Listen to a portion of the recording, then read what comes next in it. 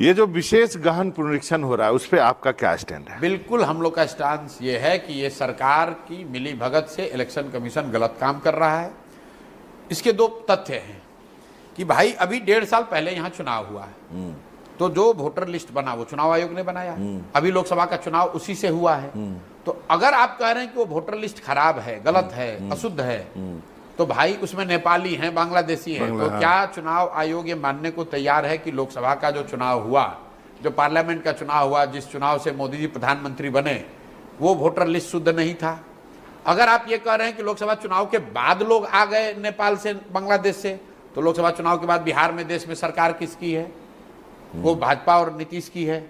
मेरे भाई ऐसा है कि अगर आपको वोटर लिस्ट का सुधार करना है तो जिन लोगों जो 14 का वोटर लिस्ट है उसको मानिए, उसमें जिन लोगों की मृत्यु हो गई उसको हटा दीजिए, जिनका उम्र 18 से ज्यादा हो गया उनका नाम जोड़ दीजिए, जो पलायन करके चले गए उनका नाम हटा दीजिए। इसके आगे अगर आप कुछ कर रहे हैं तो निश्चित तौर पर वो सरकार की आप मदद करने की कोशिश कर रहे हैं। ये हो क्यों रहा है ये समझिए। ये हो इसलिए रहा है कि जो मैं आपको बार बार आंकड़ा दे रहा हूं कि 60% से ज्यादा लोग बिहार में बदलाव चाहते हैं, और उसमें सबसे बड़ा वर्ग है प्रवासी बिहारियों का, जो लोग बिहार से बाहर गए हैं। ज्यादातर लोग दिवाली में, छठ में यहाँ वापस आएंगे।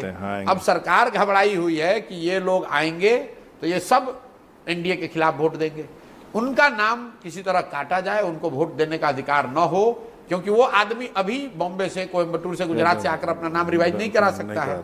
इसीलिए भाजपा की कहने पर या भाजपा की मदद के लिए चुनाव आयोग ये कर रहा है, जो कि गलत है।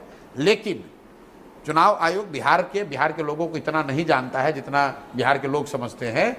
बिहार के लोग बहुत राजनीतिक लोग हैं, ये मानने वाले लोग नहीं है। हर हालत में हर व्यक्ति अपना नाम उसमें जुड़वा लेगा।